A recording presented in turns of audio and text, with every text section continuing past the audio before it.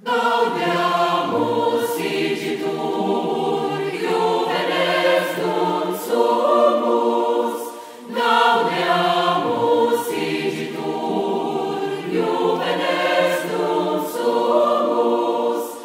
Post iucundam juventutem, post molestam senectutem, nos habebit humus, nos habebit humus. Bapak Ibu sekalian yang saya hormati, Assalamualaikum warahmatullahi wabarakatuh. Hadirin undangan yang terhormat, selamat siang dan selamat datang dalam acara sidang promosi program studi doktor ilmu hukum atas nama Saudara Muhammad Insan Ansari yang dilaksanakan secara daring melalui aplikasi Zoom. Hadirin yang terhormat, selama ujian promosi berlangsung, kami mohon dengan hormat agar audio dan video tidak diaktifkan. Selain penguji yang telah ditunjuk, tidak diperkenankan mengaktifkan audio dan video selama sidang promosi berlangsung. Terima kasih. Ketua dan anggota tim sidang akademik Universitas Indonesia dipersilahkan mengaktifkan audio dan video. Saudara Promovendus dipersilahkan memasuki ruang sidang. Ujian untuk memperoleh gelar doktor dalam program studi ilmu hukum dimulai. Assalamualaikum warahmatullahi wabarakatuh. Selamat siang Bapak Ibu yang kami hormati. Sebelumnya, perkenankan saya akan memperkenalkan promotor, kopromotor, dan para penguji dari Promovendus, Saudara Muhammad Insan Ansari. Promotor, Profesor Dr. Felix Untung Subagio, SH-LLM. Kopromotor, Profesor Dr. Agus Sarjono, SH-MH, Dr. Freddy Haris, SH-LLM, dengan para penguji, Profesor Erman Raja Guguk, SH-LLM PhD, Profesor Dr. Rosa Agustina, SH-MH, Dr. Miftahul Huda, SH-LLM, Dr. Azhari Yahya, SH-MCL, MA. Sidang terbuka promosi doktor Universitas Indonesia saya buka. Saudara Promovendus, sidang terbuka promosi doktor Universitas Indonesia yang saat ini berlangsung dalam rangka ujian promosi doktor akan mengajukan pertanyaan atas disertasi saudara yang berjudul Pengaturan Public Service Obligation yang tidak tegas pada BUMN. Selanjutnya, kami persilakan yang amat terpelajar, Profesor Dr. Felix Untung Subagio, SH-LLM, sebagai promotor untuk memulai acara ujian. Dipersilakan, Prof. Saudara Produs, saya persilakan membacakan secara singkat ringkasan inti disertasi selama 15 menit. Silakan. Baik. Silakan. Baik, terima kasih Bapak Profesor Dr. Felix Untung Subagio. Assalamualaikum warahmatullahi wabarakatuh. Selamat siang, salam sejahtera untuk kita semua. Yang terhormat pimpinan sidang, Dekan Fakultas Hukum Universitas Indonesia, Dr. Edmond Makarim, Eskom, SH-LLM. Yang terhormat dan amat terpelajar, tim promotor dan para penguji. Yang terhormat, para undangan dan hadirin yang berbahagia. Perkenankan, saya membacakan ringkasan disertasi yang berjudul Pengaturan Public Service Obligation yang tidak tegas pada badan usaha milik negara. Pengaturan kewajiban pelayanan umum atau Public Service Obligation dalam Undang-Undang Nomor 19 Tahun 2003 tentang Badan Usaha Milik Negara tidak tegas. Tidak tegas. Pengaturan kewajiban pelayanan umum ini memunculkan berbagai pemahaman, penafsiran, dan pelaksanaan kewajiban pelayanan umum pada badan usaha milik negara. Ketidaktegasan pengaturan kewajiban ini dalam Undang-Undang BUMN disebabkan oleh beberapa hal. Yang pertama, tidak terdapat pengertian definisi kewajiban pelayanan umum sebagai landasan awal yang memberikan pemahaman, kerangka, dan batasan terhadap kewajiban pelayanan umum itu sendiri. Tidak adanya pengertian dan batasan tentang kewajiban pelayanan umum ini memungkinkan semua pihak memberikan pemahaman dan penafsiran, sehingga pelaksanaan kewajiban pelayanan umum sesuai dengan pemahaman dan penafsiran masing-masing. Kedua, berdasarkan pengertian, entitas badan usaha milik negara dibedakan. Ada entitas yang mengemban kemanfaatan umum dan entitas yang memumpuk keuntungan. Hal ini dapat dilihat berdasarkan pengertian perusahaan perseroan dan perusahaan umum. Perusahaan perseroan merupakan badan usaha milik negara yang ditugaskan untuk mengejar keuntungan. Kemudian perusahaan umum atau perum merupakan badan usaha milik negara yang tugasnya untuk menyelenggarakan kemanfaatan umum. Ketiga, berdasarkan maksud dan tujuan entitas perusahaan perseroan dengan perusahaan umum memiliki maksud dan tujuan yang berbeda.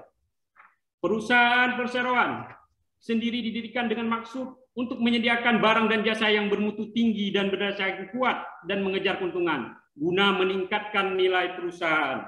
Sementara perusahaan umum didirikan dengan maksud untuk kemanfaatan umum berupa penyediaan barang dan atau jasa yang berkualitas dengan harga yang terjangkau oleh masyarakat berdasarkan prinsip pengelola perusahaan yang sehat. Selain hal tersebut di atas, dalam kaitannya dengan kewajiban pelayanan umum sudah ditujukan dan diarahkan sebagai domainnya perusahaan umum. Hal ini setidaknya dapat dilihat dalam keterangan Menteri Badan Usaha Milik Negara mewakili pemerintah dalam pembahasan RUU Badan Usaha Milik Negara, di mana dinyatakan memperhatikan sifat usaha badan usaha milik negara yaitu memupuk keuntungan dan melaksanakan kemanfaatan umum. Maka BUMN disederhanakan menjadi dua bentuk. Perusahaan perseroan yang bertujuan memupuk keuntungan dan sepenuhnya tunduk kepada Undang-Undang Perseroan Terbatas, serta perusahaan umum yang dibentuk pemerintah untuk melaksanakan tugas kewajiban pemerintah guna menyediakan barang dan jasa tertentu untuk memenuhi kebutuhan masyarakat. Untuk itu dibentuklah perusahaan umum. Bertitik tolak pada latar belakang tersebut, maka yang menjadi pertanyaan penelitian ini adalah yang pertama, apa yang mendasari pemberian penugasan khusus kewajiban pelayanan umum kepada badan usaha milik negara? Kedua, bagaimana konsepsi kewajiban pelayanan umum pada badan usaha milik negara dalam perspektif hukum korporasi? Yang ketiga, bagaimana pengaturan penyelenggara kewajiban pelayanan umum pada badan usaha milik negara? Kebaruan disertasi ini adalah mengkaji lebih dalam pengaturan public service obligation yang tegas pada BUMN dari aspek hukum. Disertasi ini menggunakan dua teori, yaitu teori utilitarian dan teori badan hukum. Metode penelitian yang dipergunakan adalah metode penelitian hukum normatif, yaitu dengan mempergunakan data sekunder. Di samping dipergunakan pula metode perbandingan. Perbandingan hukum dilakukan dengan negara-negara Eropa, Malaysia, Australia, dan Amerika Serikat. Perbandingan dengan negara-negara Eropa dan Malaysia dilakukan karena negara-negara tersebut menyelenggarakan public service obligation. Sementara dipilihnya Australia dan Amerika karena Australia menyelenggarakan the remote air service subsidy dan Amerika Serikat menyelenggarakan the essential air service. Pimpinan sidang, tim promotor, dan para penguji, serta para undangan yang berbahagia. Dasar penugasan kewajiban pelayanan umum kepada badan usaha milik negara ada beberapa hal. Yang pertama, secara filosofi, kewajiban pelayanan umum memiliki keterkaitan dengan aliran utilitarian. Keberadaan peraturan perundang-undangan yang mengatur kewajiban pelayanan umum ditujukan untuk mewujudkan kesejahteraan warganya. Dalam bahasa teori utilitarian adalah membahagiakan warganya dan mengurangi penderitaan warga negaranya. Oleh karena itu, baik utilitarian maupun positivisme hukum sama-sama menempatkan hukum sebagai produk politik penguasa. Kedua, negara dan kewajiban pelayanan umum. Undang-Undang Dasar 1945, kewajiban pelayanan umum memiliki keterkaitan dengan perekonomian nasional dan kesejahteraan sosial.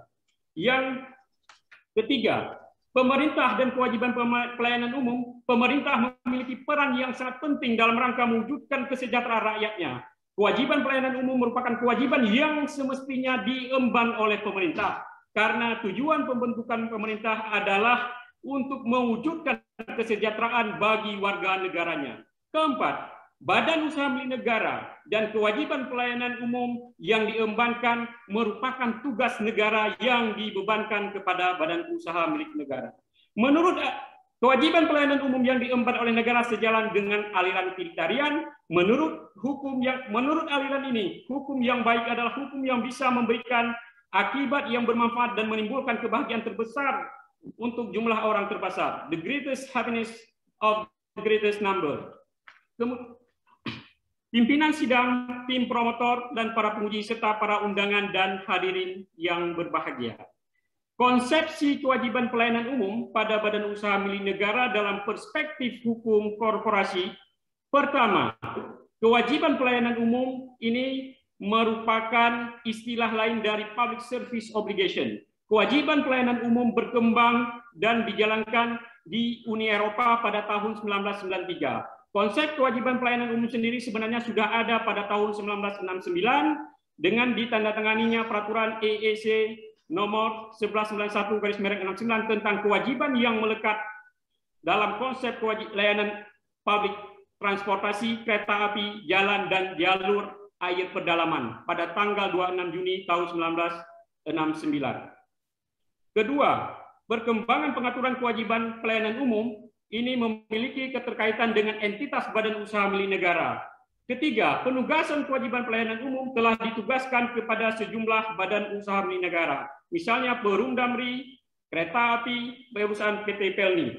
Berdasarkan uraian tersebut, maka ada sejumlah kesimpulan yang dapat diambil. Yang pertama, penugasan kewajiban pelayanan umum kepada badan usaha milik negara didasarkan pada pasal 33 ayat 3 dan 4 dan pasal 34 ayat 4 Undang-Undang Dasar 1945. Penugasan kewajiban pelayanan umum memberikan keterkaitan dengan cabang-cabang produksi yang penting bagi negara dan yang menguasai hajat hidup orang banyak dikuasai oleh negara. Selain itu, kewajiban pelayanan umum berkaitan dengan penguasaan negara atas bumi, air, dan kekayaan alam yang terkandung di dalamnya dikuasai oleh negara, dipergunakan sebesar-besarnya untuk kemakmuran rakyat. Kedua, kewajiban pelayanan umum tumbuh dan berkembang di negara-negara Eropa ditugaskan oleh pemerintah kepada pihak swasta. Penugasan kewajiban pelayanan umum di Indonesia lebih banyak diperankan oleh badan usaha milik negara. Kewajiban pelayanan umum mendapat pengaturan dalam Undang-Undang Badan Usaha Milik Negara. Namun sebelum berlakunya Undang-Undang BUMN telah ada entitas yang mengembangkan mengembangkan tugas kewajiban pelayanan umum seperti Perjan. Ketiga, pengaturan kewajiban pelayanan umum dalam undang-undang sangat kompleks. Yang pertama, kalau pengaturan yang pertama ada di dalam Undang-Undang Badan Usaha Milik Negara.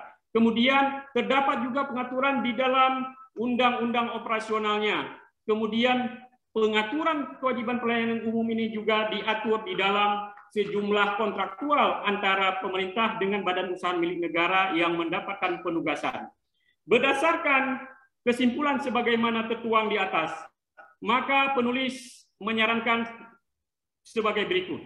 Pertama, penugasan kewajiban pelayanan umum perlu ditugaskan oleh pemerintah kepada pihak lain dalam hal pemerintah yang menyelenggarakan kewajiban pelayanan umum tidak dapat menyelenggarakannya. Kemudian penugasan kewajiban pelayanan umum kepada badan usaha milik negara perlu dilakukan secara baik dan cermat dengan mencermati maksud dan tujuan dari setiap entitas badan usaha milik negara.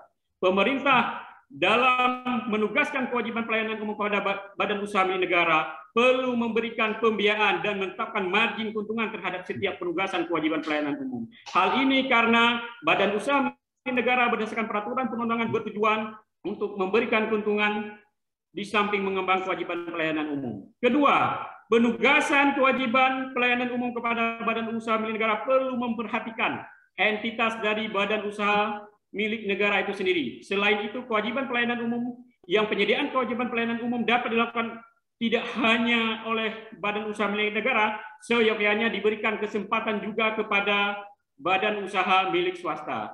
Terakhir, perlunya pengaturan kewajiban pelayanan umum dalam suatu peraturan perundang-undangan yang dapat berlaku untuk semua kewajiban pelayanan umum yang ditugaskan oleh pemerintah.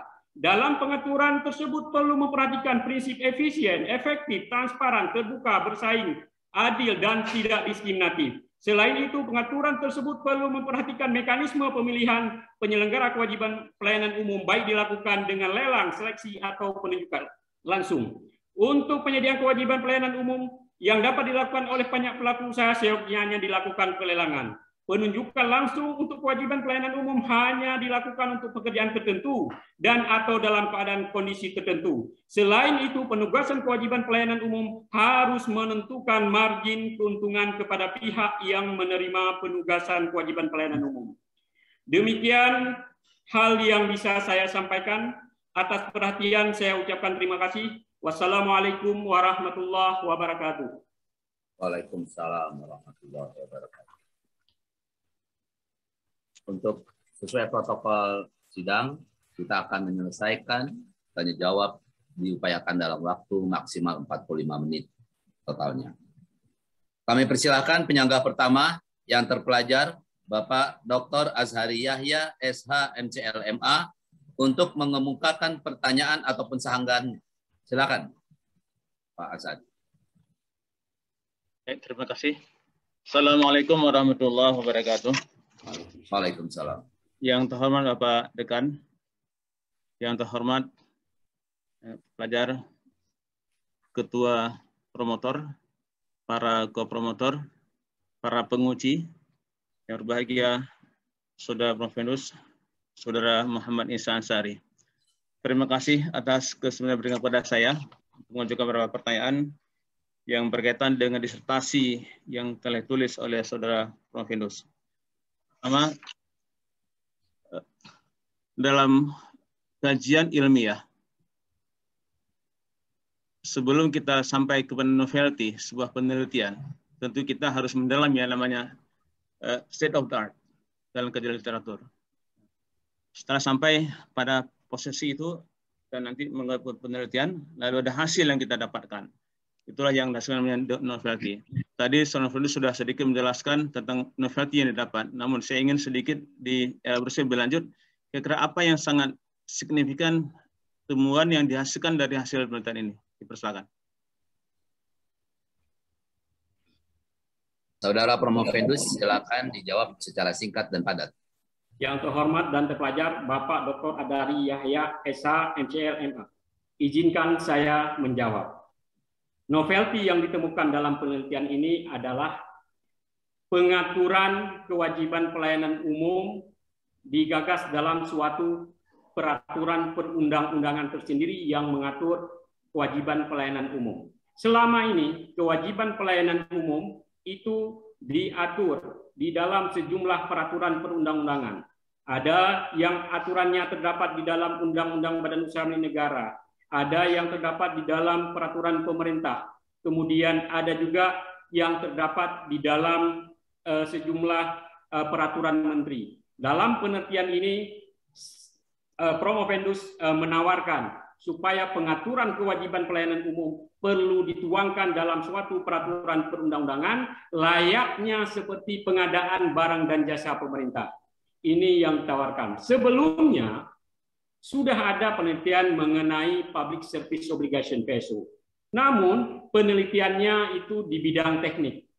Di antaranya yang saya sebutkan di dalam disertasi saya itu, disertasi Saudara Nahri. Itu disertasi Fakultas Teknik Universitas Indonesia yang menjelaskan dan menguraikan tentang PSO di bidang transportasi logistik. Demikian.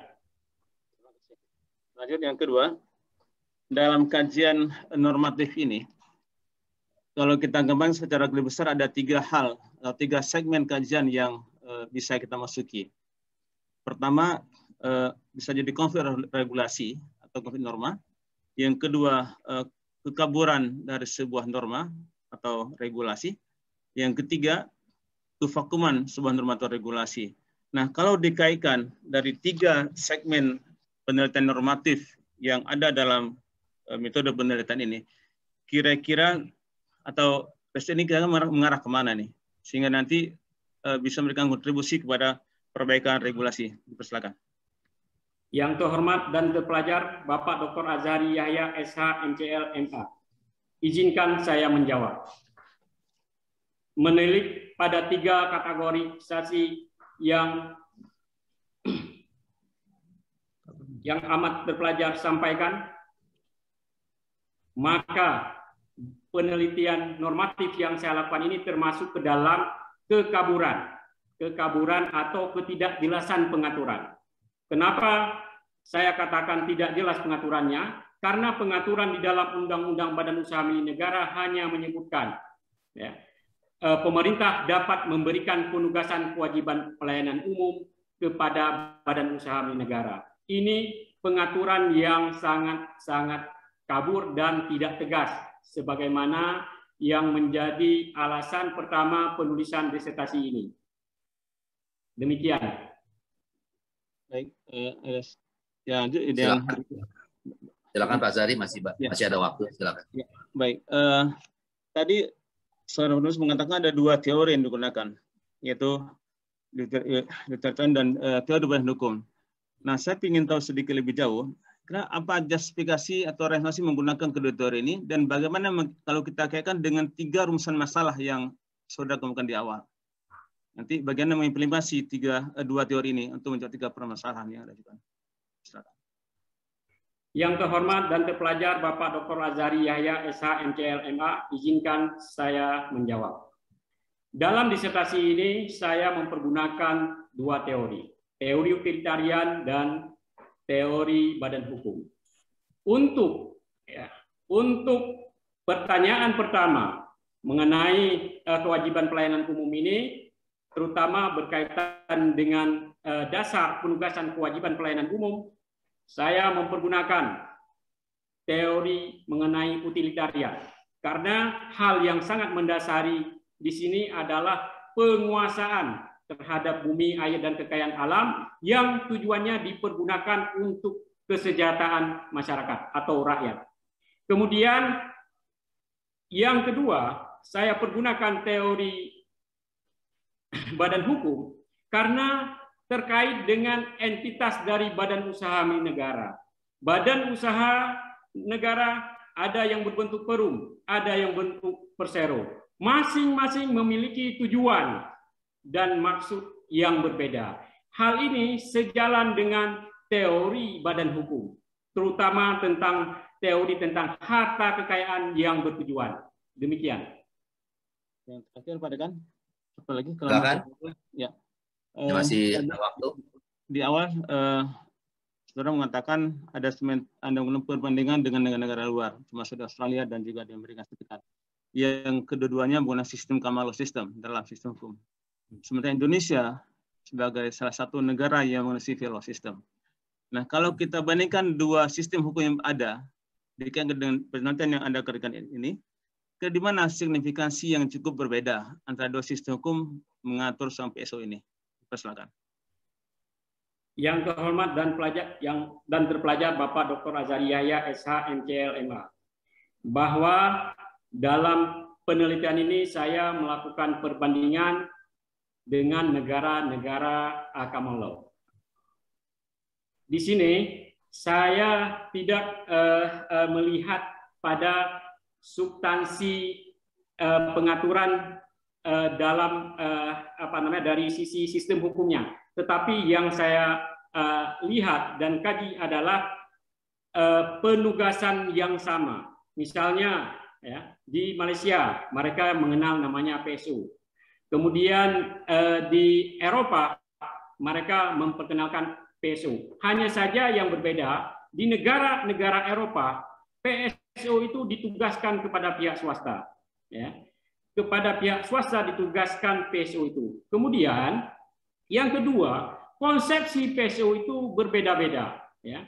Ada PSO yang sama dengan Indonesia berupa penugasan. Tetapi di samping itu ada juga PSO yang berupa pengumpulan dana untuk kegiatan industri atau tenaga listrik terbarukan.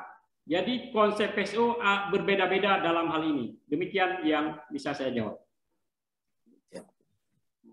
Bagaimana Pak Azhari, cukup ya? Terima kasih mereka. Ya, baik. Terima kasih. Untuk penyangga berikutnya, kami persilakan penyangga kedua yang terpelajar, Bapak Dr. Miftahul Huda, SH-LLM, untuk mengemukakan pertanyaan ataupun sanggahannya. Silakan Pak Dr. Huda. Terima kasih pada pimpinan sidang. Saudara Profendus Pak Muhammad Nisa Ansari, ada dua hal yang penting di sini ya. Terutama dalam konteks penugasan pelayanan umum. Pasti Pak Ansari tahu persis mengenai pasal 66 di Undang-Undang BUMN. Bahwa pemerintah dapat mengassign atau penugasan kepada BUMN dan badan usaha lain dalam rangka public services. Oke.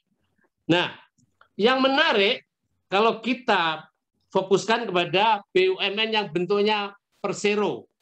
Di dalam tulisan Anda mix up Perum sama Persero. Ya, yang fokusnya yang sekarang menarik adalah PT Persero. Pak Ansari tahu bahwa pasal 11 Undang-Undang BUMN mengatakan bahwa seluruh ketentuan-ketentuan yang ada di Undang-Undang 40 PT adalah diberlakukan kepada PT Persero. Oke. Nah, sekarang kasusnya begini. Katakanlah kalau pemerintah ingin membangun suatu jalan tol, ruas Tanjung Priok misalnya. Oke. Tahu bahwa misalnya Hutama Karya modalnya nggak begitu banyak, maka dioperasionalkanlah pasal 66 digunakan. Jadi bahasanya penunjukan atau penugasan, assignment. Oke. Kepada Hutama Karya untuk membangun ruas tol tersebut. Oke. Bagaimana operasional,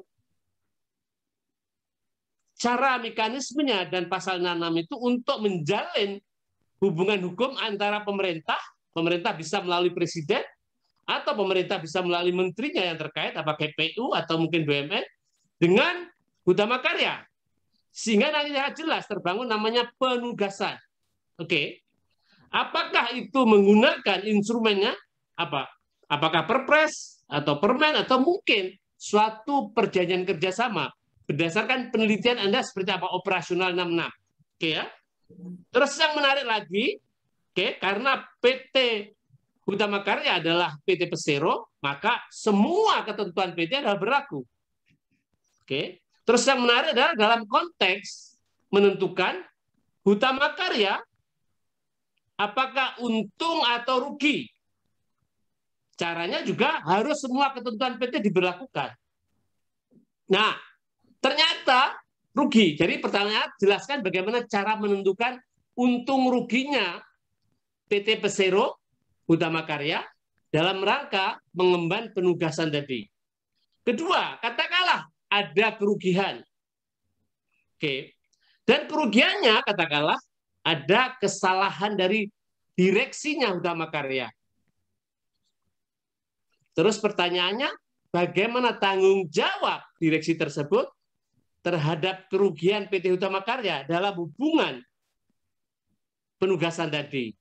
Dan yang menarik lagi, karena ini penugasan, instrumennya, terus kemudian, misalnya katakanlah, dikatakan salah, sehingga bertanggung jawab, bisa nggak direksi atau direktur utama Hutama Karya regres atau merequest atau menuntut balik kepada pemerintah, apakah itu level menteri atau presiden yang memberikan penugasan. Karena tugasan, maka penugasan itu generik.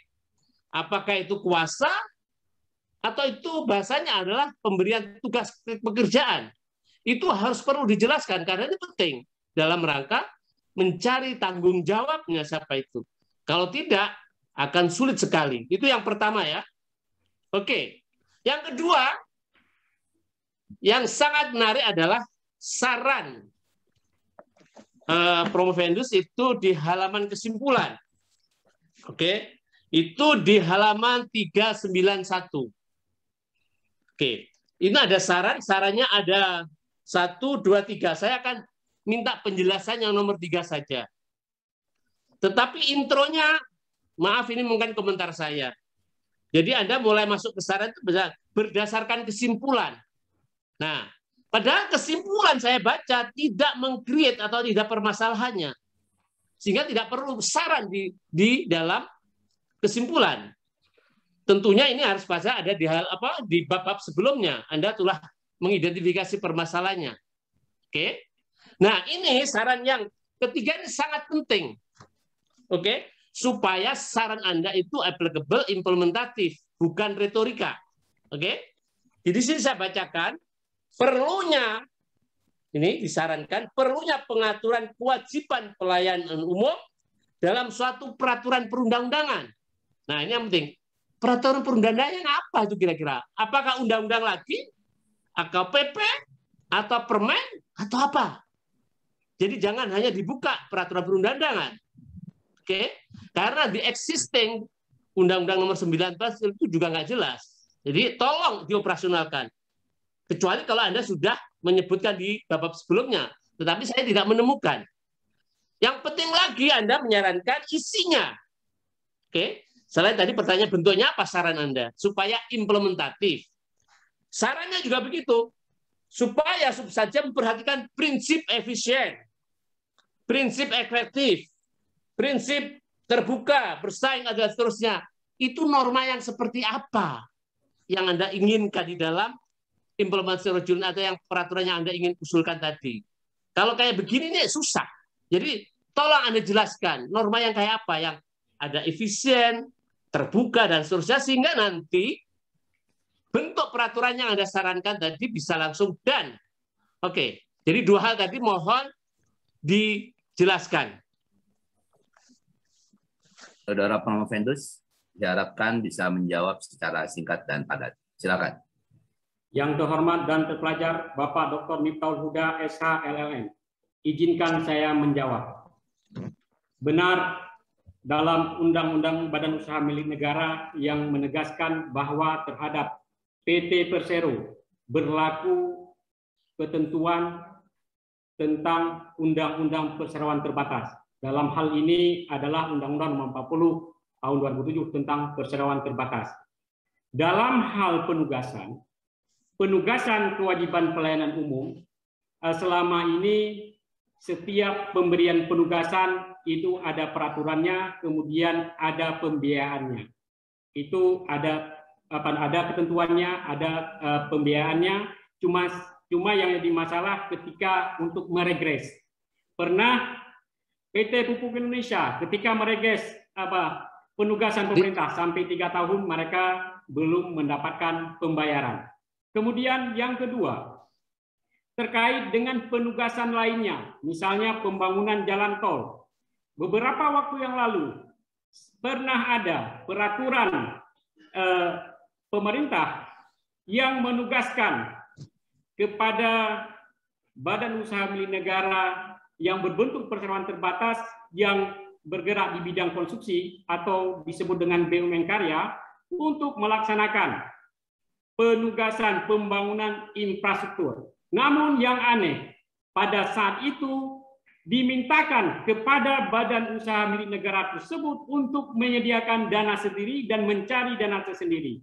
Ini sebenarnya satu hal yang sangat keliru. Seharusnya setiap penugasan oleh pemerintah harus menyediakan dana. Tidak boleh pemerintah menyerahkan kosong, ya, kertas kosong kepada badan usaha milik negara. Ini sungguh ya sangat bertentangan sebenarnya dengan prinsip dalam Undang-Undang Badan Usaha Milik Negara ini sendiri, dan juga sangat tidak sesuai dengan Undang-Undang Perseroan Terbatas. Karena bagaimanapun perseroan terbatas sebuah entitas badan usaha yang mereka itu memiliki status sebagai badan hukum yang lebih bersifat privat.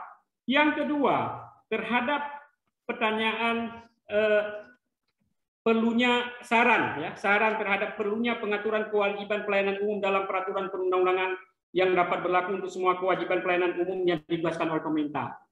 Ini di dalam naskah ada saya sebutkan bisa berbentuk peraturan presiden atau bisa peraturan pemerintah.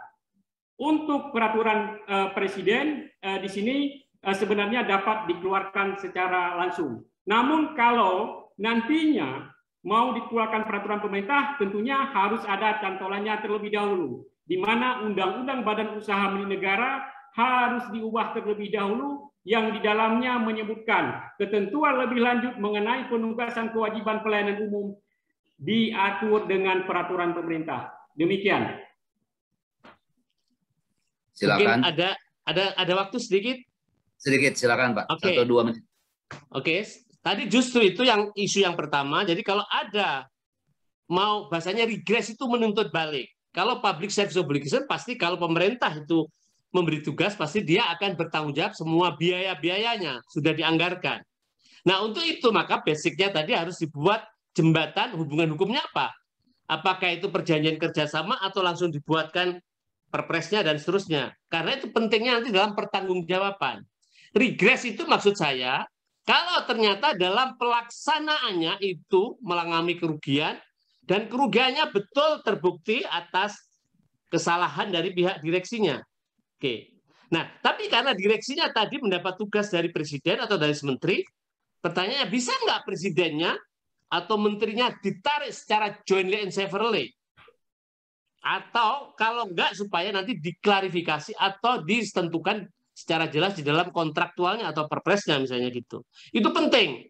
Jadi supaya tidak dipermainkan oleh BUMN dan seterusnya sehingga ada siapa yang minta tanggung jawab. Itu yang regres itu menuntut balik atau recourse bahasanya. Itu ya. Jadi itu. Kalau tadi ternyata dananya nggak bisa diambil, itu kesalahan BUMN. Kenapa? Kontraknya pasti ada harusnya. Pasti ada klausulannya. Bahwa pemberi tugas bertanggung jawab segala macam biaya-biaya, biasanya ada laporan berkalanya. Itu problemnya adalah Anda harus berikan saran di dalam waktu merangkaikan hubungan hukum, apakah di kontrak kerjasamanya harus jelas klausulannya. Kalau tidak, nanti nggak ada kepastian, bisa ke pusat, bisa dan terusnya gitu loh. Itu kuncinya. Jadi masukan saya itu di jantungnya tadi, ya.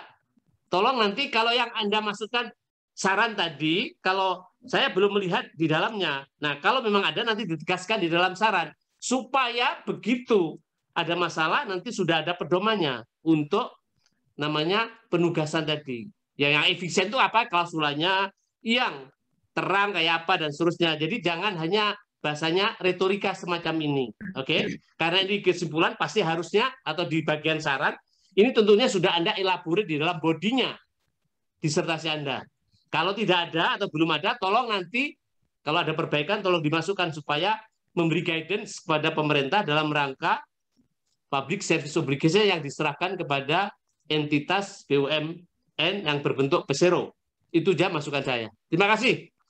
Baik, terima kasih. Jadi sifatnya masukan tidak harus dijawab ya. Tidak usah. Oke, baik. Ya, baik. Untuk 10 menit berikutnya kami persilakan kepada penyangga ketiga yang amat terpelajar, Profesor Dr. Rosa Agustina SHMH untuk mengemukakan pertanyaan ataupun sanggahannya. Dipersilakan, Prof.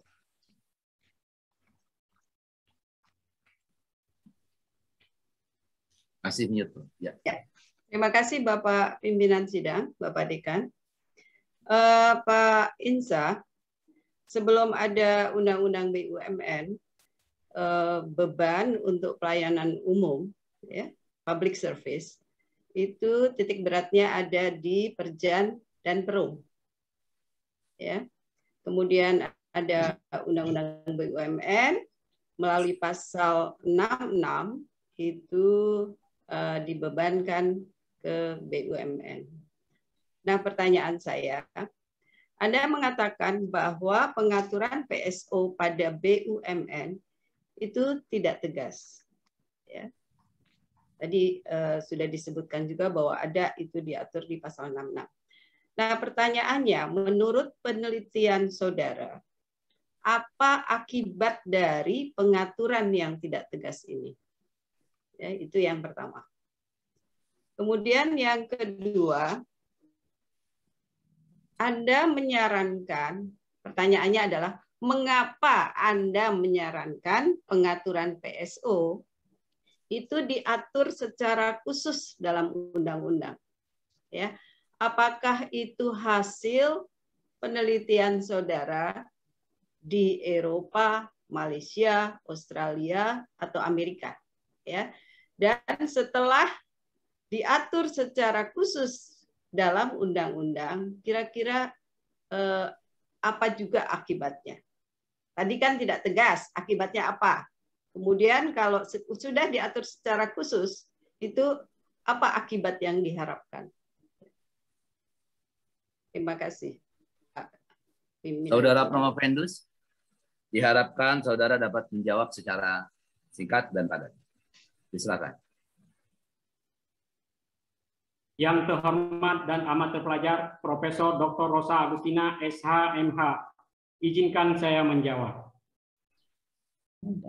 Sebelum berlakunya Undang-Undang Badan Usaha Milik Negara, kewajiban pelayanan umum diemban oleh perusahaan jawatan dan perusahaan umum.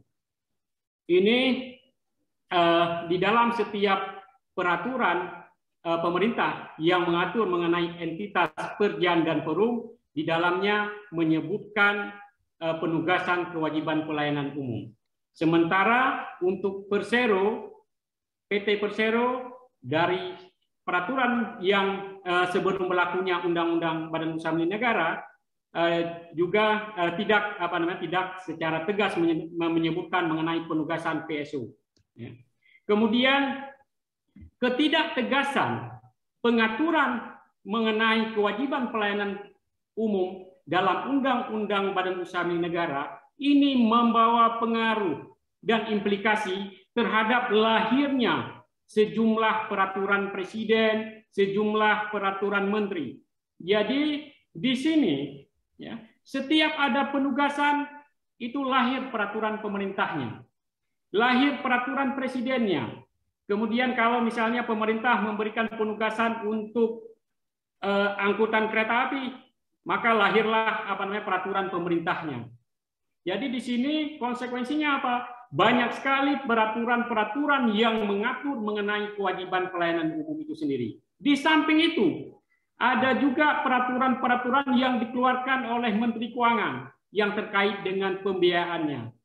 Kemudian berdasarkan hasil penelitian yang saya lakukan, itu setiap tahun, kalau misalnya Kementerian Perhubungan memberikan penugasan kepada kereta api, maka Menteri Perhubungan keluarkan peraturan presiden, Menteri Perhubungan mengeluarkan peraturan menterinya. Kemudian kalau misalnya tidak ada peraturan presidennya terlebih dahulu, maka dikeluarkan peraturan presidennya terlebih dahulu. Jadi konsekuensinya berkaitan dengan kewajiban pelayanan umum ini banyak sekali peraturan-peraturan. Ya. Kemudian hal yang mendasari saya, kenapa saya usulkan supaya pengaturan public service obligation itu diatur di dalam satu peraturan. Ya. Saya di dalam naskah menyebutkan bisa peraturan presiden atau peraturan pemerintah. Kalau mengeluarkan peraturan pemerintah tentunya harus merubah terlebih dahulu Undang-Undang Badan Usaha Milik Negara. Kalau peraturan presiden itu bisa diatur sekarang. Bisa diatur sekarang yang khusus mengatur mengenai penugasan kewajiban umum ini. Kenapa saya mengusulkan satu peraturannya? Karena saya melihat bahwa penugasan kewajiban pelayanan umum yang ditugaskan oleh pemerintah ya, itu tidak ubah seperti penyediaan barang dan jasa pemerintah. Jadi kalau penyediaan barang dan jasa pemerintah, pemerintah mau bangun gedung, ya cukup dengan satu peraturan presiden itu, tidak perlu lagi peraturan yang lain. Menteri juga tidak. Jadi hanya nantinya proses pelelangan, kemudian kontraktual antara pengguna jasa dengan penyedia jasa. Alangkah baiknya kalau penugasan kewajiban pelayanan umum ini juga dituangkan dalam satu peraturan presiden. Ya. Kalau nantinya juga bisa peraturan pemerintah, tentunya jauh lebih bagus. Konsekuensinya apa? Pengalaman saya lihat di dalam peraturan presiden tentang pengadaan barang dan jasa pemerintah, itu masalahnya peraturan presidennya itu sangat-sangat banyak isinya. Kemudian yang jadi masalah apa? Perubahan sampai berkali-kali. Kadang-kadang peraturan mengenai pengadaan barang dan jasa pemerintah itu setiap 6 bulan sudah berubah. Saya pernah menemukan peraturan mengenai pengadaan barang dan jasa pemerintah itu malah apa? Sampai 7 kali perubahannya. Nah, ini kadang-kadang pengaturan ini tentunya akan membuat apa? Menjadi kaku dan tidak fleksibel. Demikian yang bisa saya jawab. Silakan Prof, masih ada waktu 1-2 menit, 2-3 menit. Saya cukup, Pak Deka. Baik. Terima kasih, Prof. Untuk selanjutnya, kami persilakan penyangga yang keempat, yang amat terpelajar, Profesor Erma Rajagugu, SH, LLM, PhD, untuk mengemukakan pertanyaan ataupun sanggahannya. Silakan, Prof. Ya, terima kasih, Saudara pimpinan sidang. Pertanyaan saya adalah, uang BUMN itu uang negara apa bukan? Saudara Pendus. Ya, silakan dijawab. Yang terhormat dan amat terpelajar Profesor Erma Rajagugu, SH, LLM, PhD, izinkan saya menjawab. Uang badan usaha milik negara itu adalah bukan uang negara. Uang siapa jadinya? Silakan. Yang terhormat dan amat terpelajar Profesor Erma Rajagugu, SH, LLM, PhD, izinkan saya menjawab bahwa uang badan usaha milik negara itu adalah uang badan usaha milik negara itu sendiri. Kenapa saya katakan uang badan usaha milik negara itu sendiri? Bahwa badan usaha milik negara, apakah berbentuk perum atau berbentuk PT Persero, merupakan badan hukum. Tentunya sebagai badan hukum, entitas tersebut memiliki harta kekayaan yang terpisah dari para pemegang sahamnya. Demikian yang bisa saya jawab. Menurut Undang-Undang Keuangan Negara Nomor 17 Tahun 2003 mengatakan iya uang negara. Lalu di mana diperbaiki? Menurut saya sudah diperbaiki. Di mana?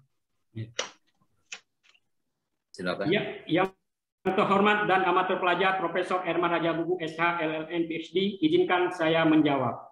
Menurut Undang-Undang Nomor 17 Tahun 2003 tentang Keuangan Negara, itu telah mendefinisikan bahwa uang badan usaha negara itu adalah uang negara.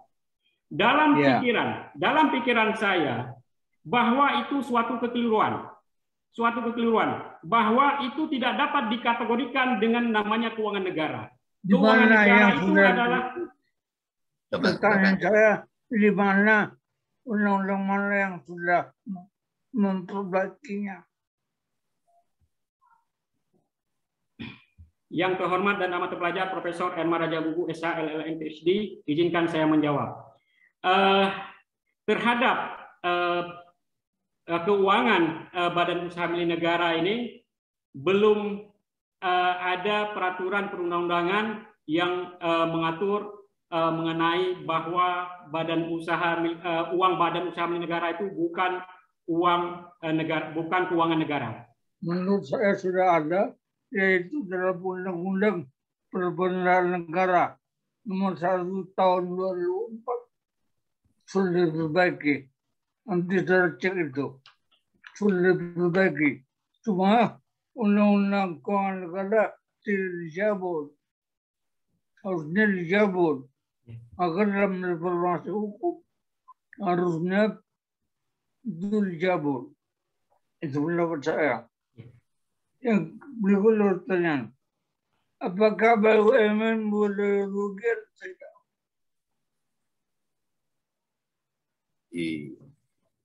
Apakah sudah cukup jelas pertanyaannya, Pak Insa? Apakah BUMN boleh rugi atau tidak? Baik, silakan langsung dijawab.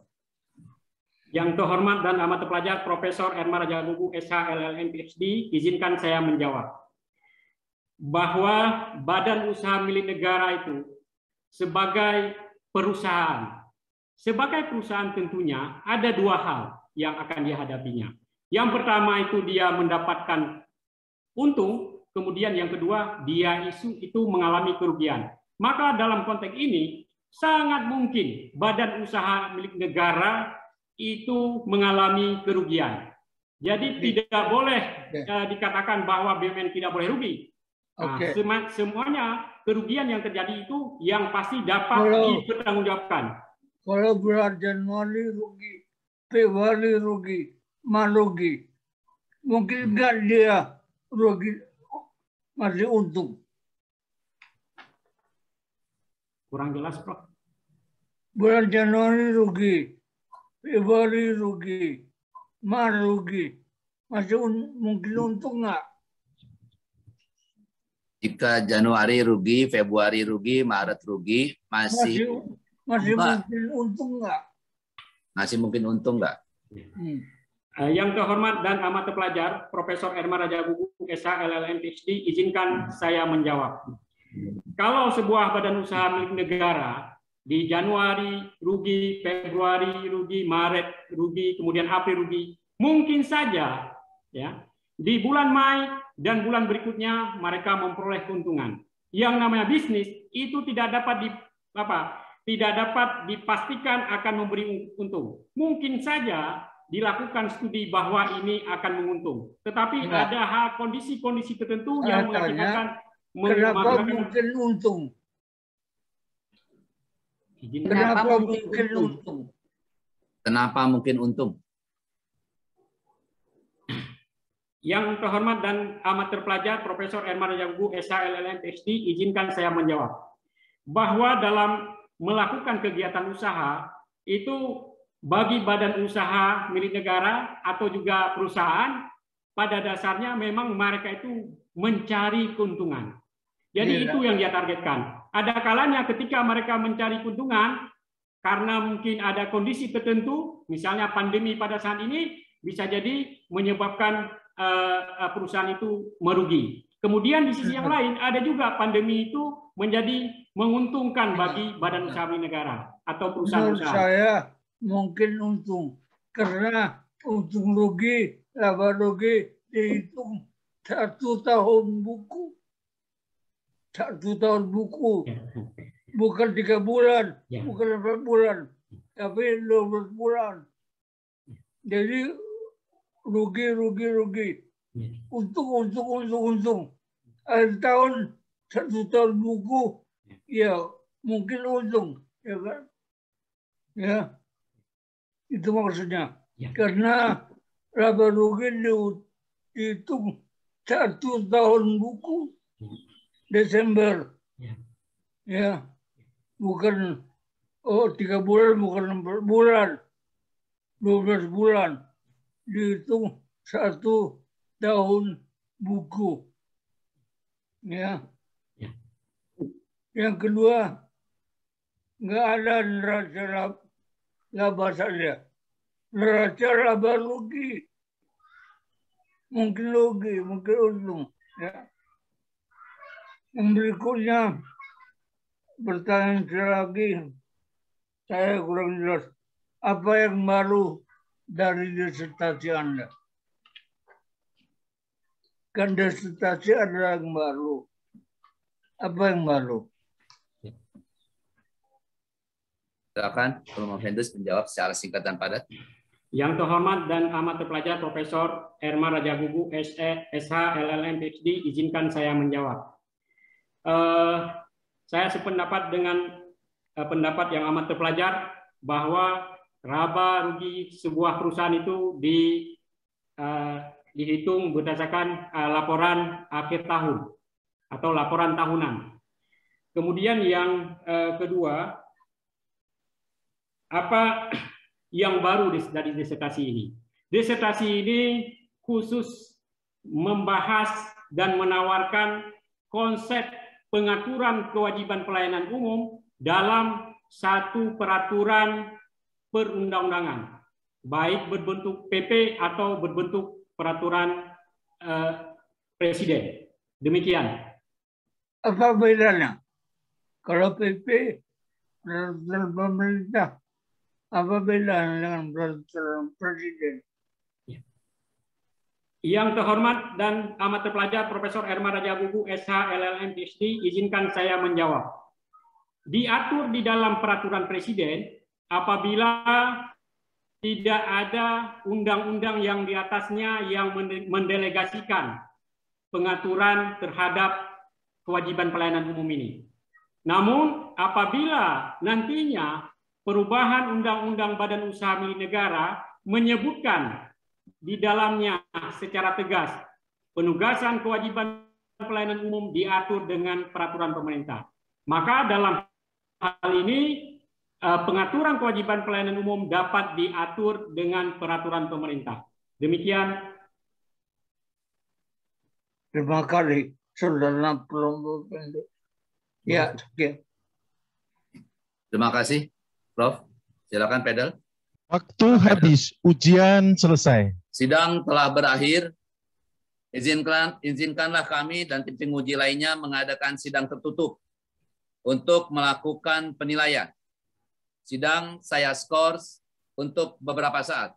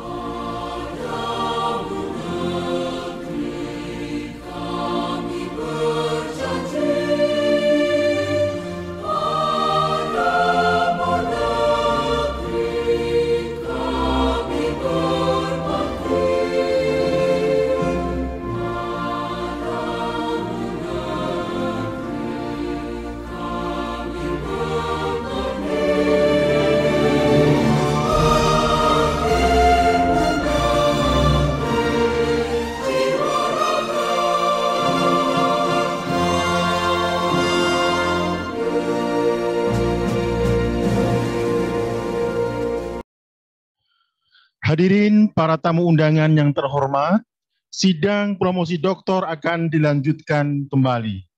Para undangan disilahkan menonaktifkan audio dan video masing-masing.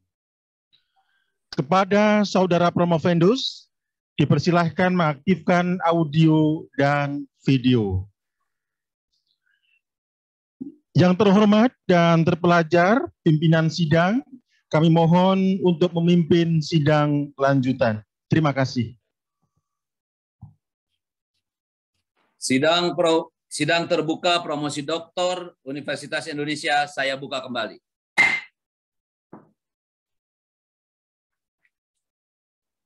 Calon doktor Saudara Muhammad Insa Ansari, nomor pokok mahasiswa 1406 586636. Kami telah mempelajari disertasi yang saudara ajukan kepada kami, serta memperhatikan pula pembelaan saudara atas pertanyaan dan sanggahan dari pihak kami. Saya sebagai ketua sidang, bersama promotor yang diketuai oleh Profesor Dr. Felix Untung Subagio, SHLLM, telah membahas mengenai perkembangan keahlian saudara, dan ketua program studi juga telah melaporkan hasil ujian proposal riset, seminar hasil penelitian, serta ujian hasil riset atau pra-promosi saudara. Berdasarkan itu semua, tim penguji memutuskan untuk mengangkat saudara Muhammad Insa Ansari menjadi doktor dalam studi ilmu hukum.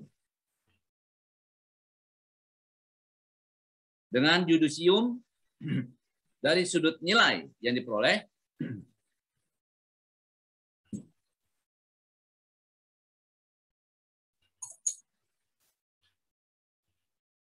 maaf Pak Insa, agak kering sedikit tenggorokan. Dengan judisium dari sudut nilai yang diperoleh adalah sangat memuaskan. Kami persilahkan saudara promotor Profesor Dr. Felix Untung Subagio, SHLLM, untuk menyampaikan sambutannya. Kami persilahkan, Prof. Sambutan oleh promotor. Terima kasih pimpinan sidang, Dekan Fakultas Hukum Universitas Indonesia, Bapak Dr. Edmond Makarim, Sarjana Kom SHLLM, Selamat siang. Selamat siang sore. Salam sejahtera untuk kita semua. Yang saya hormati seluruh tim penguji dalam promosi doktor pada hari ini. Yang saya hormati dari saudara Muhammad Insa Ansari. Yang saya hormati seluruh audiens yang mengikuti acara ini melalui Zoom. Yang saya hormati tentu saja Dr. Muhammad Insa Ansari.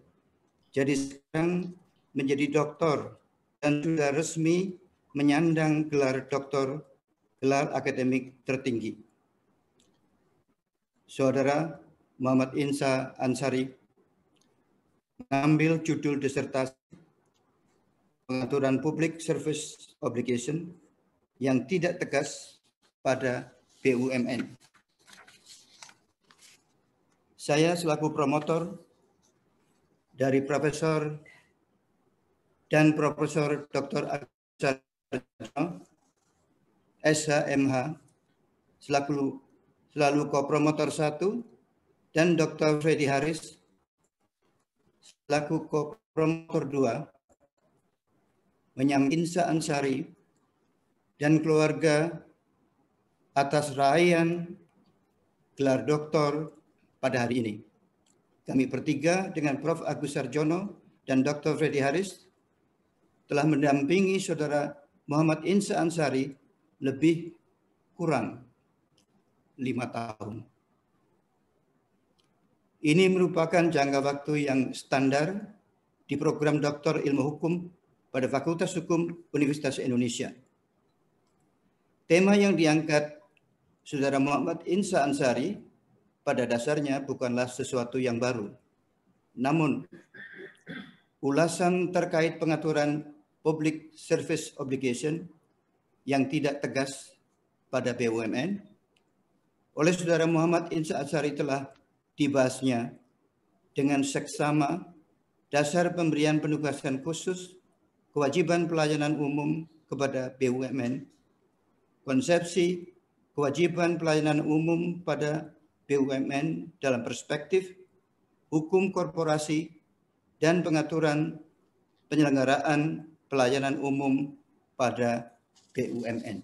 Atas capaian itu, kami tim doktor sekali lagi mengucapkan selamat kepada Dr. Muhammad Insa Ansari dan keluarga serta tempat saudara bekerja di Fakultas Hukum Universitas Syah Kuala, Banda Aceh. Semoga sepulangnya saudara ke tempat saudara mengabdi menjadi energi baru bagi Universitas Syah Kuala, Banda Aceh. Demikian juga dengan perjalanan karir saudara selaku staf pengajar semakin baik di masa mendatang.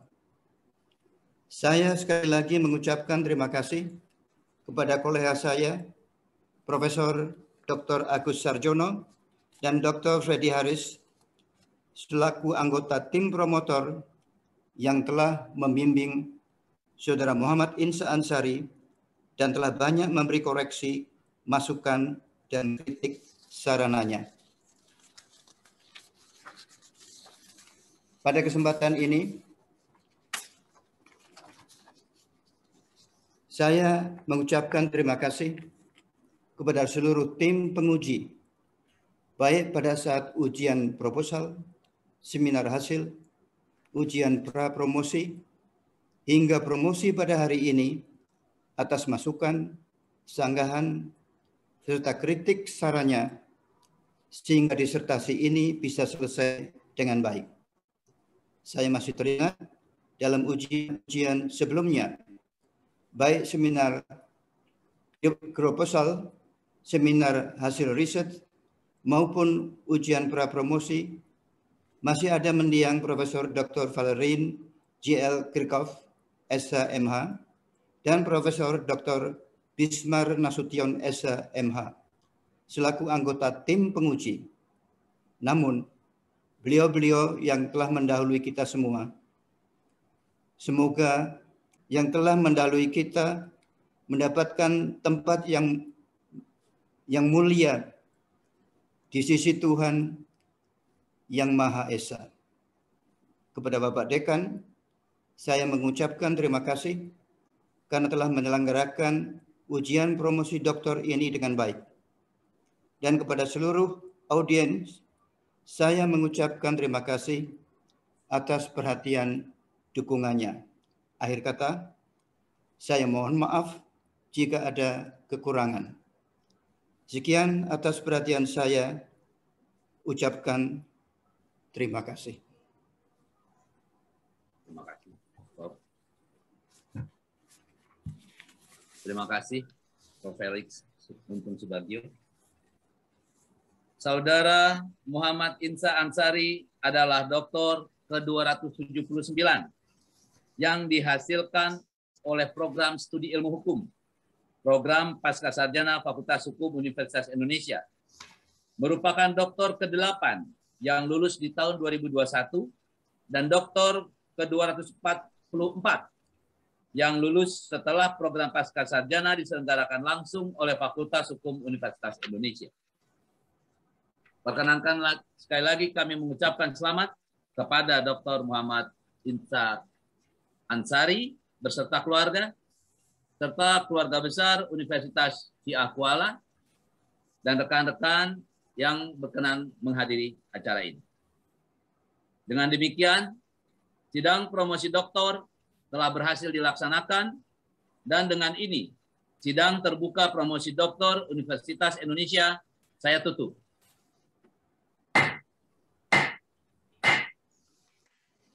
Ketua dan anggota tim penguji Universitas Indonesia, kami mohon berkenan untuk diabadikan bersama doktor baru sebelum memberikan ucapan selamat. 3. Lagi 1, 2, 3. Lagi 1, 2, 3. Makasih Pak Dekan, Prof, Bapak dan Ibu. Baik, selanjutnya pemberian ucapan selamat kepada Dr. Muhammad Insa Ansari. Kami persilahkan kepada ko-promotor Profesor Dr. Agus Sarjono SH.MH untuk memberikan ucapan selamat. Terima kasih, Saudara Dr. Insa Ansari. Selamat ya atas pencapaian pada hari ini.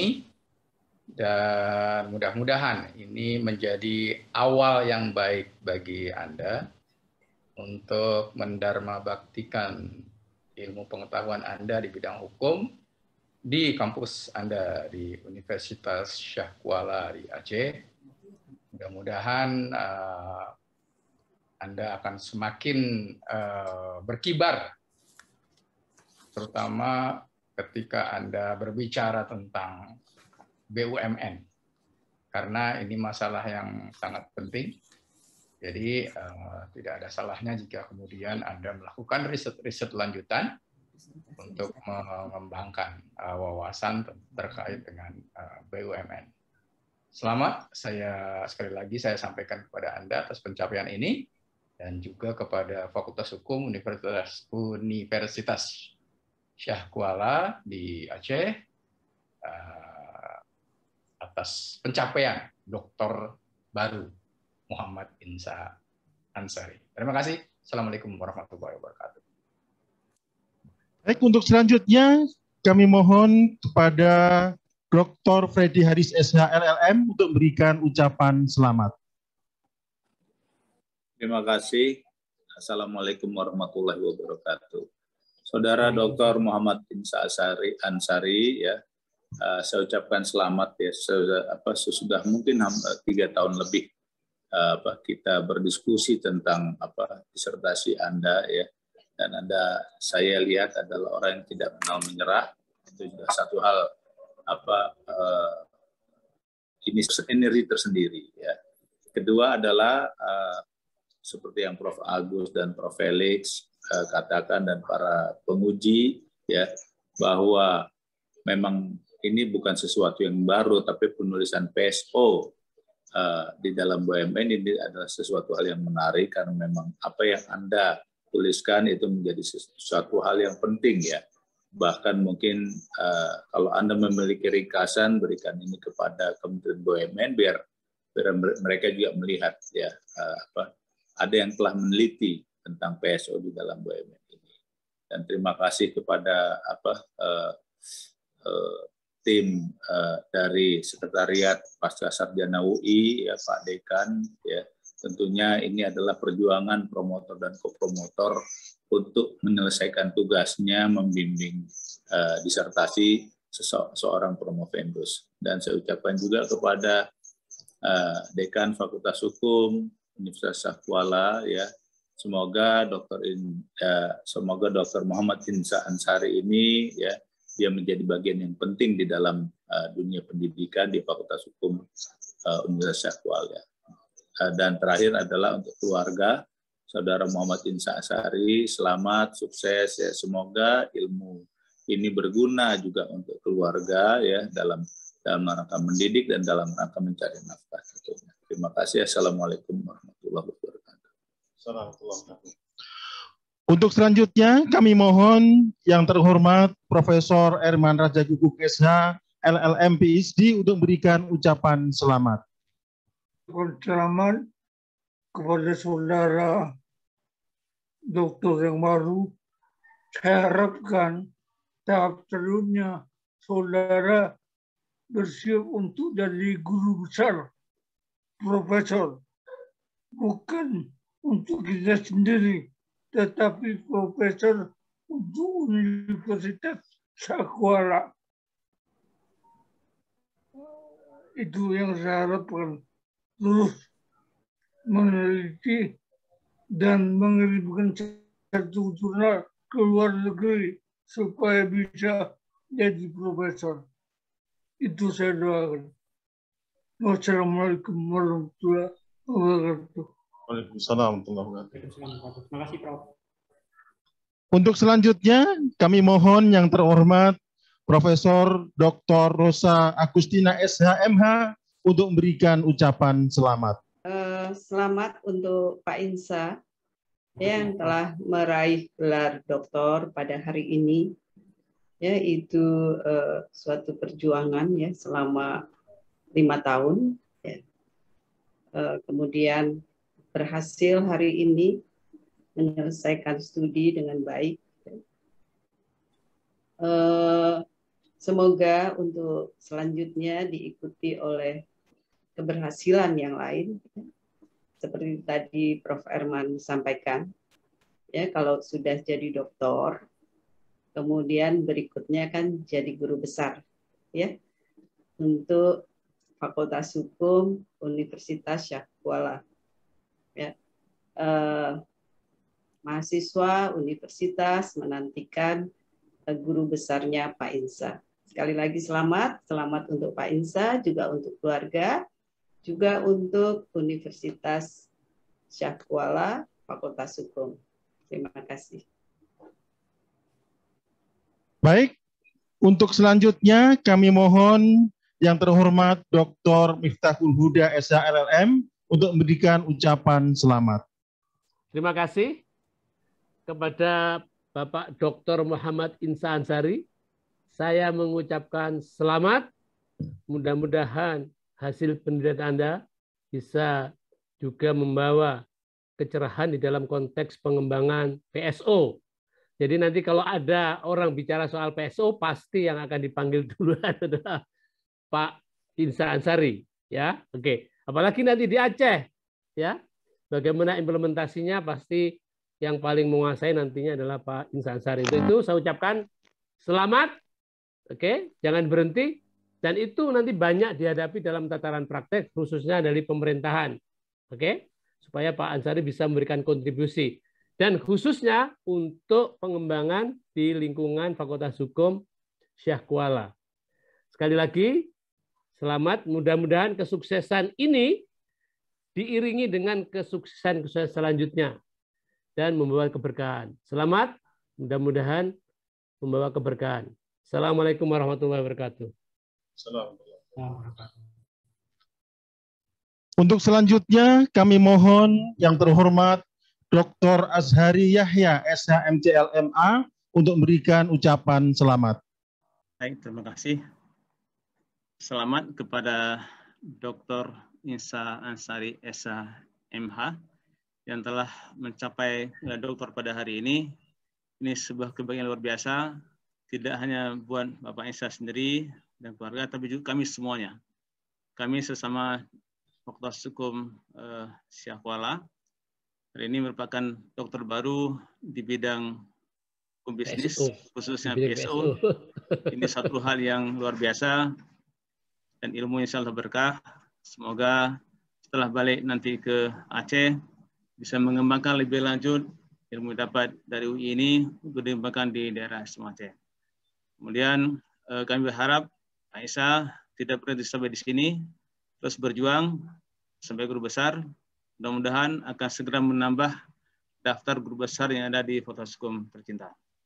Kemudian kepada teman-teman yang lain, nanti mudah-mudahan Pak Isa bisa memberikan inspirasi agar teman-teman lain juga terus segera bisa sekolah S3 dan bisa memberikan pencerahan baru bagi masyarakat Aceh pada umumnya. Sekali lagi selamat Pak Isa, semoga sukses selalu. Terima kasih.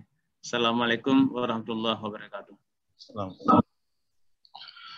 Untuk selanjutnya kami undang Dekan Fakultas Hukum Universitas Syah Kuala, Profesor Dr. Ilyas Ismail Esa MHum untuk memberikan ucapan selamat. Kedengaran? Ya, siap. Sudah kedengaran. Yang pertama klarifikasi dulu bahwa sekarang bukan lagi saya sebagai dekan dan baru pelantikan pada bulan Maret kemarin, yaitu Pak Dr. Muhammad Gausyah. Pada saat ini mungkin saya nggak tahu apakah sudah disampaikan. Saya sudah menyelesaikan masa tugas saya bersama juga dengan Pak Edmond beberapa waktu yang lalu, masih bareng pada bulan Maret kemarin. Dalam kapasitas sebagai teman sejawat barangkali dapat saya sampaikan, terus sebagai mantan dekan Fakultas Hukum Universitas Syah Kuala periode 2017-2021, saya menyampaikan selamat pada Saudara Muhammad Insa Ansari yang baru saja menyelesaikan studinya di Fakultas Hukum Universitas Syah Kuala.